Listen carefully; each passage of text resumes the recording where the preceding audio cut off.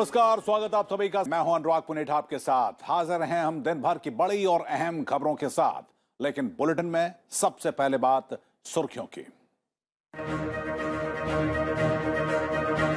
उत्तराखंड में मूसलाधार बारिश से अब तक 16 लोगों की मौत। रोकी गई चार धाम यात्रा।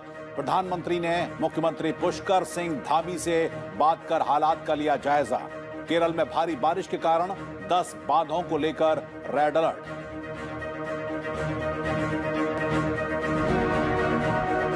सेना प्रमुख जनरल एमएम नरवणे ने जम्मू क्षेत्र के नियंत्रण रेखा के अग्रिम इलाकों का किया दौरा। क्षेत्र की जमीनी स्थिति और घुसपैठ रोधी अभियानों की ली जानकारी। जम्मू कश्मीर में आतंकियों के खिलाफ ऑपरेशन जारी।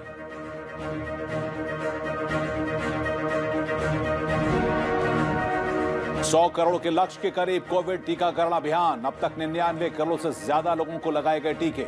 स्वास्थ्य राज्य मंत्री भारती पवार ने पुणे में सीरम इंस्टीट्यूट का किया दौरा। कोविड से स्वस्थ होने की दर हुई 98.14%।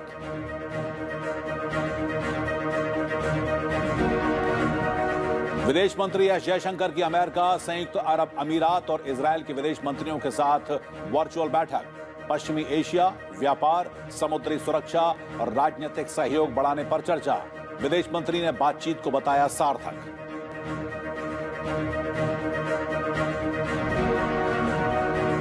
पूरी अकीदत के साथ मनाया जा रहा है पैगंबर मोहम्मद साहब का जन्मदिन, ईद मिलाद उन नबी। आयोजनों में कोविड नियमों का सख्ती से पालन। राष्ट्रपति, उपराष्ट्रपति, प्रधानमंत्री और लोकसभा अध्यक्ष ने दी लोगों को बधाई।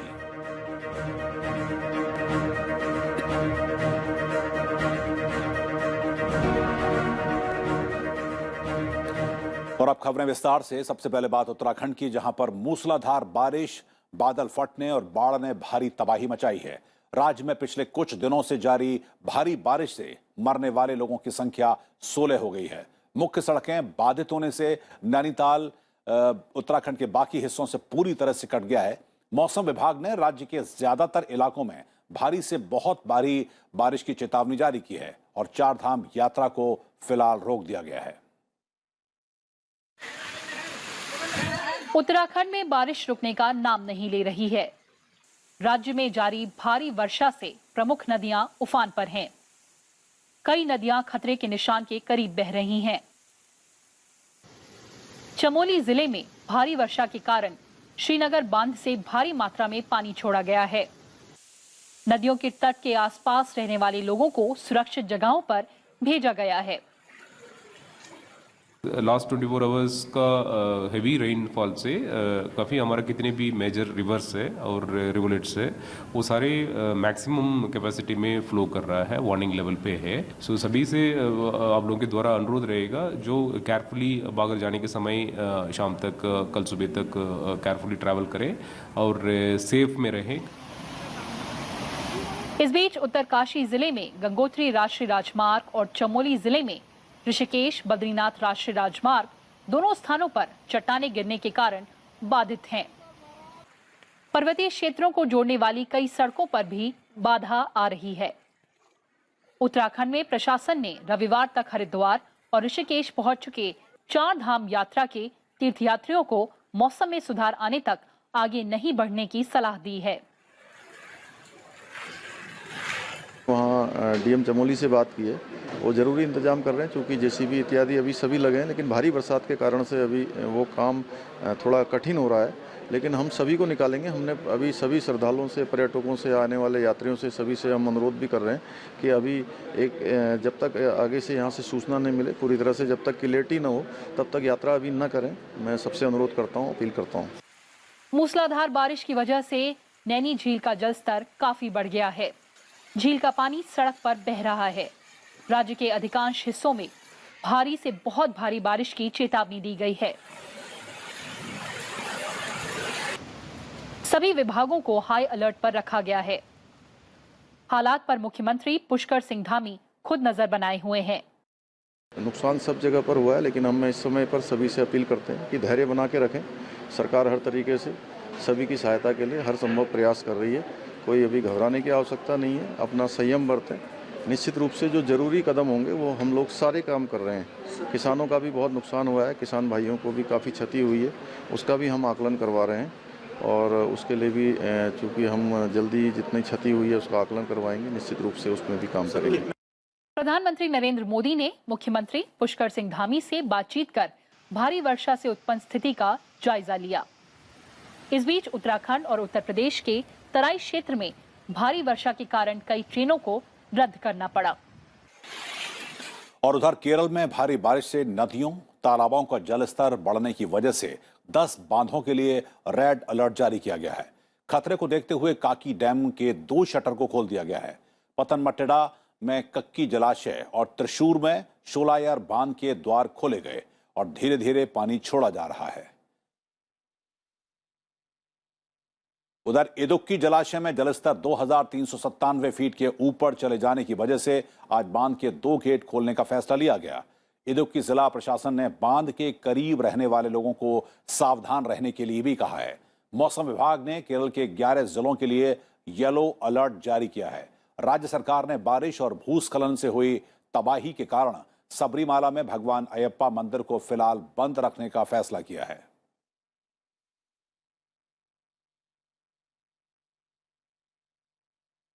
प्रधानमंत्री नरेंद्र मोदी 20 अक्टूबर को उत्तर प्रदेश के कुशीनगर अंतर्राष्ट्रीय हवाई अड्डे का उद्घाटन करेंगे। कुशीनगर एक अंतर्राष्ट्रीय बौद्ध तीर्थ स्थल है जहां भगवान गौतम बुद्ध का महापरिनिर्वाण हुआ था। यह नगर बुद्ध सर्किट का एक महत्वपूर्ण भाग है और अंतर्राष्ट्रीय हवाई अड्डा इसके विकास में क्रांतिकारी भूमिका निभाएगा। उत्तर प्रदेश का कुशीनगर अंतर्राष्ट्रीय हवाई अड्डा मुसाफिरों का स्वागत करने के लिए तैयार है। प्रधानमंत्री नरेंद्र मोदी कल इसे राष्ट्र को समर्पित करेंगे। यह हवाई अड्डा दुनिया भर के बौद्ध तीर्थ स्थलों को जोड़ने का एक प्रयास है। ये घरेलू और अंतर्राष्ट्रीय तीर्थयात्रियों को भगवान बुद्ध के महापरिनिर्वाण स्थल पर जाने की सुविधा प्रदान करेगा। दक्षिण एशियाई देशों के साथ सीधे विमानन संपर्क से श्रीलंका, जापान, ताइवान, दक्षिण कोरिया, चीन, थाईलैंड और सिंगापुर से आने वाले पर्यटकों के लिए कुशीनगर पहुंचना और क्षेत्र की समृद्ध विरासत का दर्शन सुगम हो जाएगा।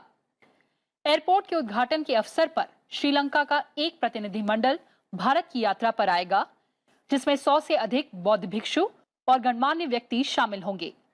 इस प्रतिनिधिमंडल में 12 सदस्यीय पवित्र स्मृति चिन्ह दल भी शामिल होगा, जो प्रदर्शनी के लिए बुद्ध के पवित्र स्मृति चिन्ह साथ लाएंगे।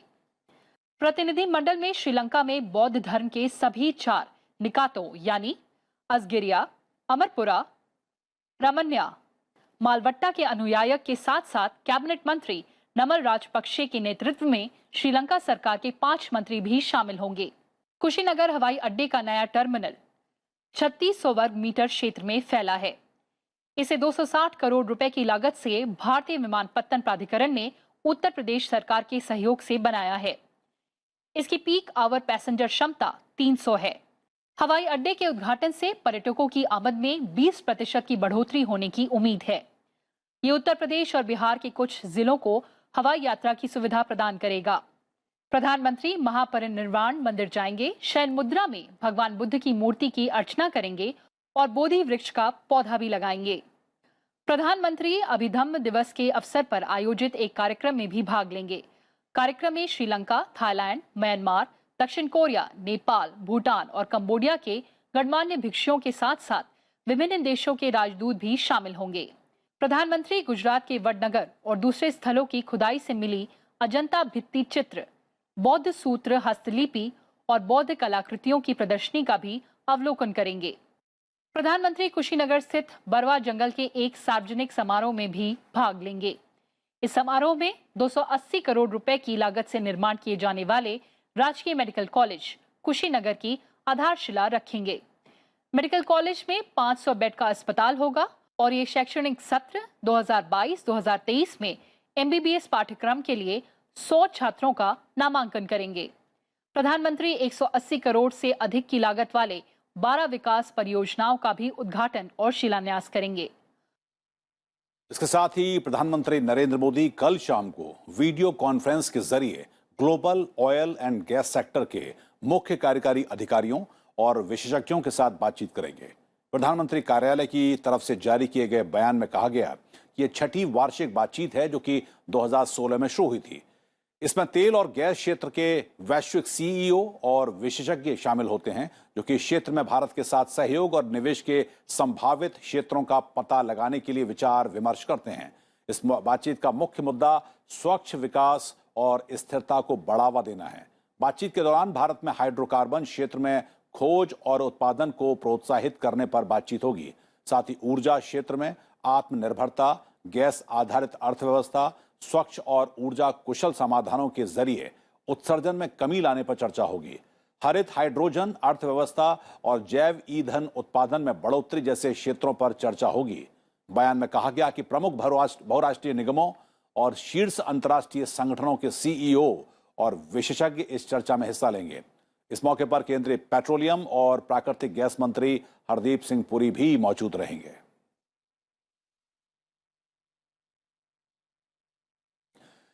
केंद्रीय गृह मंत्री अमित शाह ने प्रधानमंत्री नरेंद्र मोदी के सरकार का नेतृत्व करने के 20 साल पूरे होने के उपलक्ष्य में सेवा ही संगठन कार्यक्रम के तहत मोदी वैन को झंडी दिखाकर रवाना किया। 5 चिकित्सा मोबाइल वैन उत्तर प्रदेश के कौशाम्बी जिले के 5 विधानसभा क्षेत्रों में चलाई जाएंगी।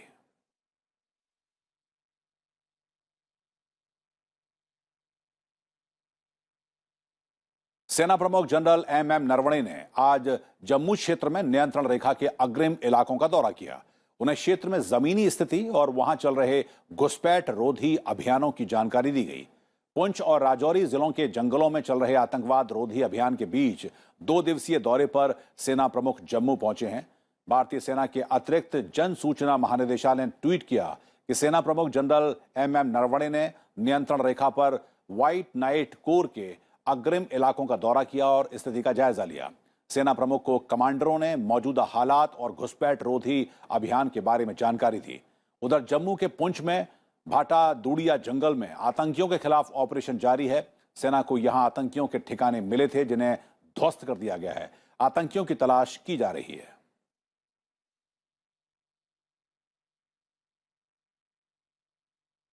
केंद्रीय माध्यमिक शिक्षा बोर्ड ने 2021-22 की 10वीं और 12वीं कक्षा के पहले टर्म की बोर्ड परीक्षाओं के लिए प्रमुख विषयों का परीक्षा कार्यक्रम जारी कर दिया है। डेट शीट के मुताबिक 10वीं के प्रमुख विषयों की परीक्षा 30 नवंबर से और 12वीं की 1 दिसंबर से शुरू होगी। कक्षा 10वीं और 12वीं के लिए माइनर विषयों की परीक्षा 17 नवंबर और 16 नवंबर से शुरू होगी। प्रमुख विषयों के प्रत्येक पत्र की परीक्षा अवधि 90 मिनट की होगी। परीक्षा वस्तुनिष्ठ होगी। दोनों कक्षाओं की परीक्षाएं सुबह 11:30 बजे से होंगी। परीक्षा नियंत्रक संयम भारद्वाज के अनुसार घोषित तिथि मेन विषयों के लिए है, जबकि माइनर विषयों का कार्यक्रम अलग से स्कूलों को भेजा जाएगा। हमने अब की बार ये तय किया कि 2 पार्ट में हम एग्जाम करते हैं, टर्म 1 और टर्म 2। टर्म 1 में हम ऑब्जेक्टिव टाइप करेंगे, टर्म 2 में हम सब्जेक्टिव टाइप करेंगे अभी तक के हिसाब से। और इसके बाद जो विशेष बात है वो ये कि टर्म 1 एग्जाम ऑब्जेक्टिव टाइप होने के बाद हमने जो डेट शीट निकाली है वो ये सोच कर निकाली है कि बच्चों को जो है समय पर डेट शीट पता चले और वो तैयारी कर पाएं। और अब वक्त है राज्यों से जुड़ी हुई अहम खबरों को जानने का।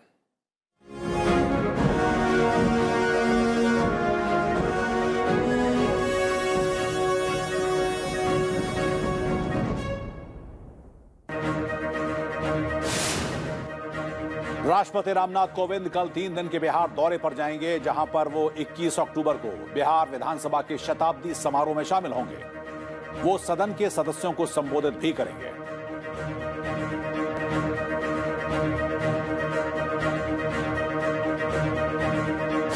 केंद्रीय गृह मंत्री अमित शाह ने आज महाराष्ट्र के पूर्व मुख्यमंत्री देवेंद्र फडणवीस के नेतृत्व में एक प्रतिनिधि मंडल के साथ चीनी मिलों से जुड़े मुद्दों पर बैठक की। बैठक में चीनी मिलों के लिए नियमों को आसान बनाने और इथेनॉल की कीमतों में बढ़ोतरी की मांग की गई।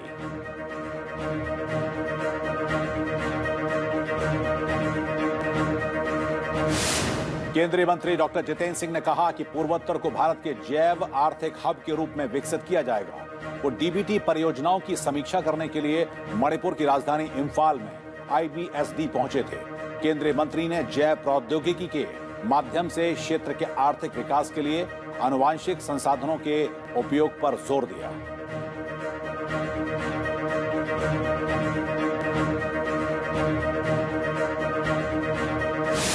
केंद्रीय मंत्री धर्मेंद्र प्रधान की मौजूदगी में ओडिशा की राजधानी भुवनेश्वर में बड़ी संख्या में लोग बीजेपी में शामिल हुए। इसमें दूसरी पार्टी के नेता और कार्यकर्ता भी शामिल थे।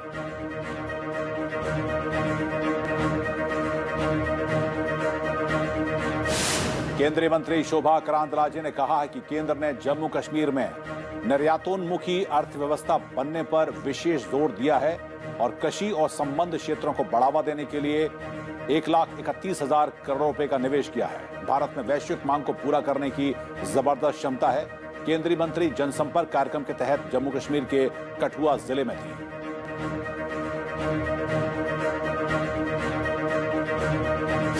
पूर्व केंद्रीय मंत्री बाबुल सुप्रियो ने लोकसभा की सदस्यता से औपचारिक रूप से इस्तीफा दे दिया है। लोकसभा अध्यक्ष ओम बिरला से मुलाकात कर उन्होंने इस्तीफा सौंपा। बाबुल सुप्रियो ने 1 महीने पहले बीजेपी छोड़कर टीएमसी का दामन थामा था।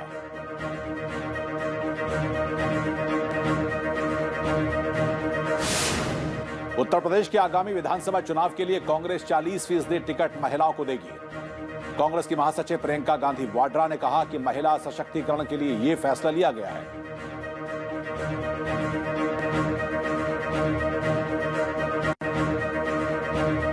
राजस्थान हाईकोर्ट को 5 नए जज मिले हैं। मुख्य न्यायाधीश अकील अहमद कुरैशी ने 5 नवनियुक्त जजों को पद और गोपनीयता की शपथ दिलाई। इसके साथ ही राजस्थान हाईकोर्ट में मुख्य न्यायाधीश सहित जजों की अब कुल संख्या 27 हो गई है।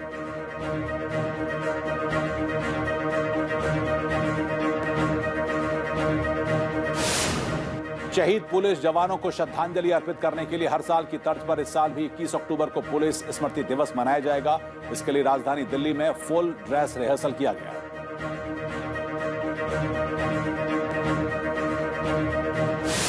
महाराष्ट्र सरकार ने रेस्टोरेंट और दुकानों का समय बढ़ाने का फैसला लिया है। सरकार ने रेस्टोरेंट को 12 बजे रात तक खोलने की अनुमति दी है। वहीं 22 अक्टूबर से एम्यूजमेंट पार्क को भी खोलने की अनुमति दी गई है। हालांकि सिनेमा हॉल, ऑडिटोरियम और ड्रामा थिएटरों में कुल क्षमता के आधे में ही खोलने की अनुमति है।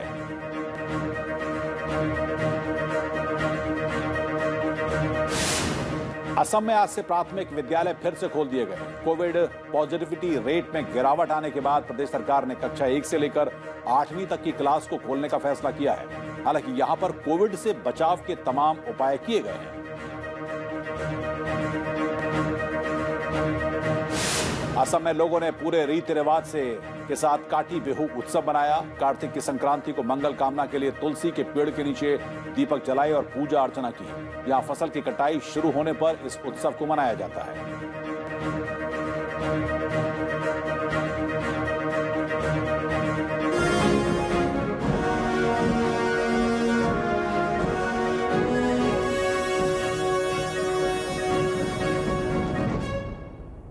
देश में कोविड टीकाकरण अभियान में 100 करोड़ के कीर्तिमान के करीब पहुंच गया है।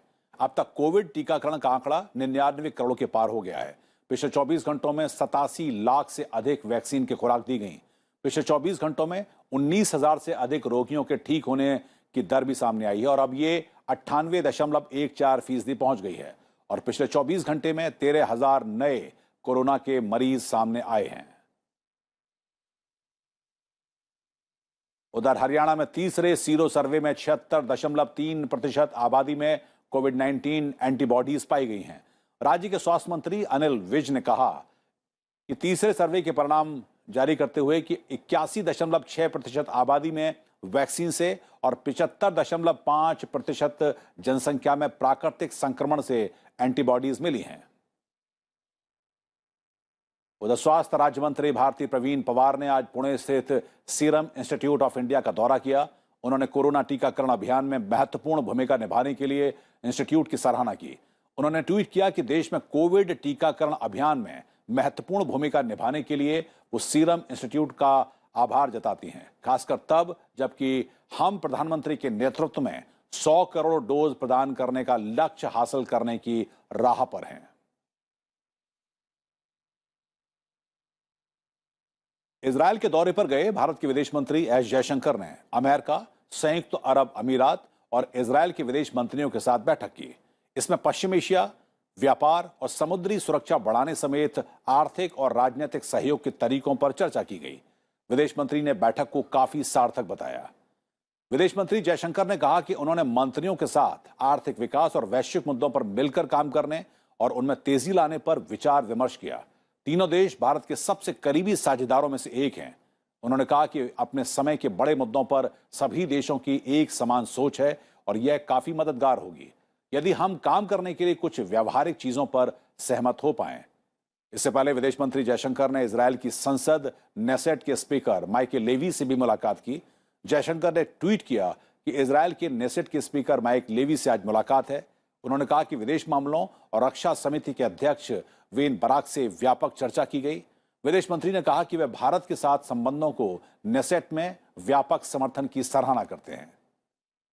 विदेश मंत्री जयशंकर ने मंगलवार को इजरायल के ओबदा वायुसेना स्टेशन जाकर वहां पर द्विवार्षिक ब्लू फ्लैग अभ्यास में हिस्सा ले रहे भारतीय वायुसेना दल के सदस्यों से भी मुलाकात की।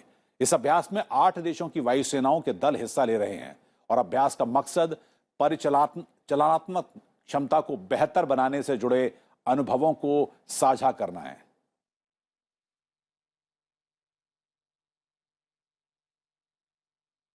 अमेरिका में न्यूयॉर्क की एक कोर्ट ने भगोड़ा हीरा कारोबारी नीरव मोदी और उसके सहयोगी के खिलाफ धोखाधड़ी के आरोप रद्द करने वाली उनकी याचिका को खारिज कर दिया है। 3 अमेरिकी कंपनियां five star diamond, fantasy Inc और जेफ की अदालत की ओर से नियुक्त ट्रस्टी रिचर्ड लेविन ने यह आरोप लगाए हैं। पहले इन तीनों कंपनियों का इनडायरेक्ट मालिक नीरव मोदी था। रिचर्ड लेविन ने नीरव मोदी पर कम से कम $1.5 करोड़ का जुर्माना लगाने की मांग की है। लेविन ने कहा कि नीरव मोदी और उनके सहयोगी मेहर भंसाली और अजय गांधी की वजह से जो नुकसान हुआ है उसकी भरपाई के लिए यह मुआवजा लेना चाहिए। इन पर फ्रॉड करने, ट्रस्टी के तौर पर अपना फर्ज पूरा न करने और दूसरे कानून तोड़ने के आरोप हैं।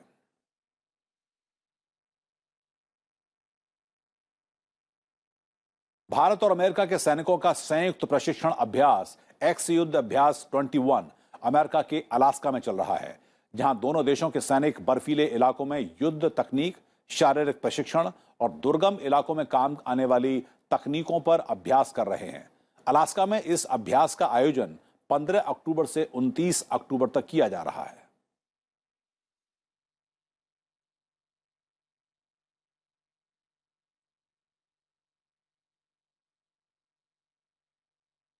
पैगंबर मोहम्मद का जन्मदिन ईद मिलाद उन नबी आज देश भर में श्रद्धा के साथ मनाया जा रहा है। इस मौके पर राष्ट्रपति, उपराष्ट्रपति, प्रधानमंत्री और लोकसभा अध्यक्ष ने देशवासियों को बधाई दी। राष्ट्रपति रामनाथ कोविंद ने पैगंबर मोहम्मद के जन्मदिन के अवसर पर देशवासियों को ईद मिलाद उन नबी की मुबारकबाद दी। उन्होंने अपने संदेश में कहा कि हम सब पैगंबर मोहम्मद के जीवन से प्रेरणा लेकर समाज की खुशहाली के लिए और देश में सुख शांति बनाए रखने के लिए काम करें। उपराष्ट्रपति एम वेंकैया नायडू ने इस अवसर पर शुभकामना देते हुए कहा कि इस पावन अवसर को परंपरागत सौहार्द, आस्था और कोविड सावधानियां बरतते हुए मनाया जाना चाहिए। प्रधानमंत्री नरेंद्र मोदी ने भी बधाई देते हुए कहा कि चारों ओर शांति और समृद्धि हो, दया और भाईचारे के गुण हमेशा कायम रहें। ईद मुबारक। लोकसभा के अध्यक्ष ओम बिरला ने भी ईद मिलाद उन नबी की शुभकामनाएं दी। उन्होंने कहा कि आज के दिन हम समाज में शांति, सद्भाव, आपसी प्रेम की भावना को मजबूत बनाते हुए देश की उन्नति और देशवासियों के कल्याण में सक्रिय सहभागिता के अपने संकल्प को दोहराते हैं।